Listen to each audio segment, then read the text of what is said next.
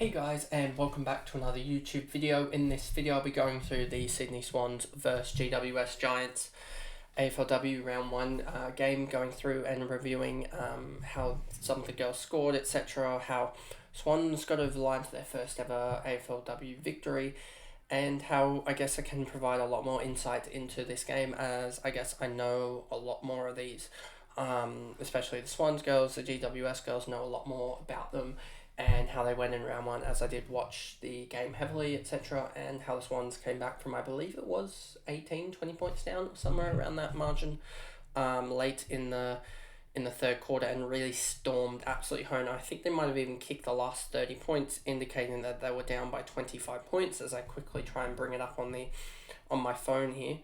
Let's just see, round 1. Swans 51-46, and they ended up coming from, I'd say, I think it was around that 25-point margin down. 25-point margin down with 13-minute mark of the third quarter, and they came back and won. So, it was a really, really big victory for them, and obviously being the first one, and was really driven by Gardner, Malloy, and Moffat, which really did surprise me a little bit. Moffat absolutely dominated in the ruck. So before we get into the video, remember to like and subscribe, turn the notification bell on so you know when I upload, and let's get into the video. So as you can see here, if I make this better, there we go. Gardner 100 topped the scoring this week, and she just is the go-to forward, to be honest. In a really bad fantasy scoring ground at North Sydney. They will be playing there next week as well. Gardner just really did well, putting up tackles for fun, 13 tackles in the end, and only 19 disposals, as there was no one that really had that 30-odd disposal game that you saw by Pasprakis and also by Davey and some others, and Marinoff, I believe, had 35 or so. So there wasn't that 35 disposal getter, but a lot of tackles from both sides, 80 each in the end, and very limited marks. So that's and only 120 and 110 disposals. So really low disposal game, to be honest. Like I was seeing some other games, there was 180 disposals, whereas these two, 120, 110. A very, very just weird game, to be honest with you, but Swans got the job done. And then in the end, 40 hitouts to 27 is that in the end, So Moffat herself hit out the whole GWS side, and she does come up against Hall, and I don't even know if they have a secondary ruck at Geelong, so I think there is positive there as well for Moffat. So that's why I think she is one to grab in, as I think she will go 90 plus, given that look at her low time on ground, and you look at Malloy barely came off. I think she came off for like 2 minutes or something like that to end one of the quarters. Gardner, I think, is a more respectable time on ground. Cynthia Hamilton, 96, is huge, as well as Tarrant came up huge. Tarrant in the last quarter, look at her fantasy splits here. 8, 10, 0, and then 3 intercept marks in the last quarter to basically save the game, because that final 5 minutes was tense. And she came out with like 3 intercepts in the last 5 minutes to basically win the game. But as I was saying, Gardner 100 is a forward that you need. She's going to be top 5. Her role is she's a full-time midfielder that's placed as a forward, and 100, I think, is around the thing that she can average, and that'll be top 5 forwards. Even 100 could even be close to top 5 mids, top 8 mids. So she's just the cheat code of this year's fantasy. It seems like she seems like the Tim Taranto, the Connor Rosie that we saw in the AFL men's fantasy, and just a must have. Moffat 94 was absolutely huge, and seems like one that she was touted a lot by Malloy, Gardner, even the likes of, just trying to think of other girls. I think Cynthia touted her up a lot as well. Sophia Hurley, I think, saying she's had a big preseason. She looks to be one that's matured a lot and really grown into her role. And I mean, you saw that with the 94 she put up, and she had a -9 free kick differential as well. So you could easily see her and Freya Davies went -14 in free kicks differential, because they gave away 7 free kicks and got 7 obviously back in the ruck. So huge free kick differential. I mean, Ella Heads actually went positive free kick differential by 2, so that was a good thing. But for me, as she came alive in the second half, you see here Ella Heads, 37 in the second. So yeah, she just did really well. Got in the end 11 kicked, 1 handball, 2 marks, 2 tackles, 5 free kicks, 4. So I think there is room there for her, but I think she might be like 6th or 7th best defender in the end. Just because she's got kickouts, but kickouts don't really matter, to be honest. It's more about I think it will be dominated by those North Melbourne defenders, because they seem one of the only teams that are confident to just boot it around the back line. And then also you'll try and find those 1 or 2 mids that have defender status, I think, but which will probably push Ella Heads out of the midfield team for most fantasy players. I mean, not in the midfield team, sorry, the defender squad in the latter rounds. But I think she is a good starter, as she will grow in cash a little bit, and she probably will top out around that 750 or so K.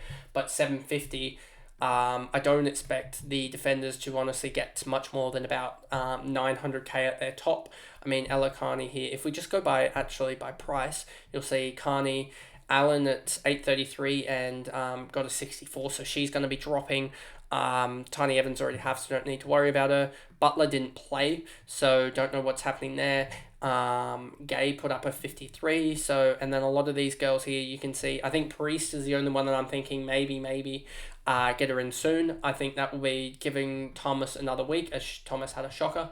But yeah, definitely looking at moving Heads to someone, as well as Cordner, with Cordner apparently them being, from what I've heard from certain other YouTubers, etc., covering AFLW fantasy, it looks like Cordner could be have a scoring dropped a little bit, as Carlton have some returning players from suspension, etc., and their team shifts around, etc. Malloy 74, huge. I think she will be one of the better mids. She just copped the absolute tag of all tags. And yeah, she just struggled to get her hands on the actual footy in terms of disposals, but made up for it with 6 tackles and 2 goals to end up putting up a 74, which is pretty decent. So forward, she will score better against other teams when they don't decide to tag. But I think GWS realised that if they can tag Malloy out of the game, it's going to be a lot harder for the Swans to win the clearances, etc. And GWS seem to dominate that section. Privatelli 73, absolutely huge. McAvoy, Hurley, Heads, Sergeant Williams. Hamilton came alive in the second half, but yeah, just not the role isn't there as you can see. So chopping her out quickly, as it's a frenetic game.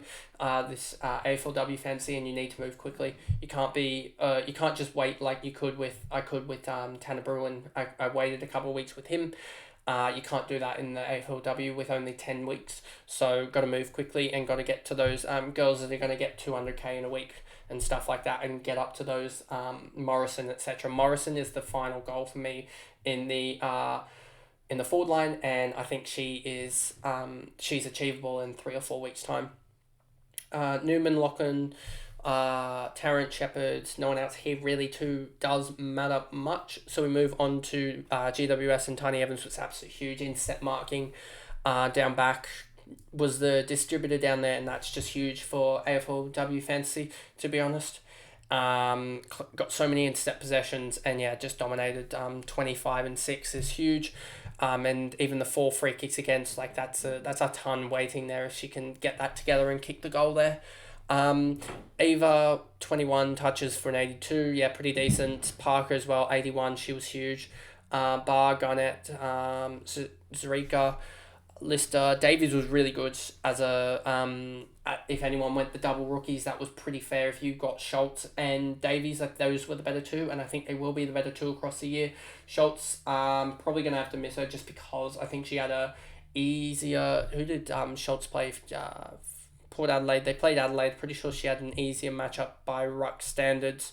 If I just quickly flick across here, she had a pretty, it seems like easier ruck day. So I think Schultz is one that I think I'm gonna skip, as I don't know who they have in round 2. I'll quickly check that whilst going through the rest of these girls, but yeah, who did Port have in round two? Port have Brisbane, and that's a tough matchup. So I'm gonna slide on Schultz for a week and go with Moffat, as I think Moffat has the better matchup.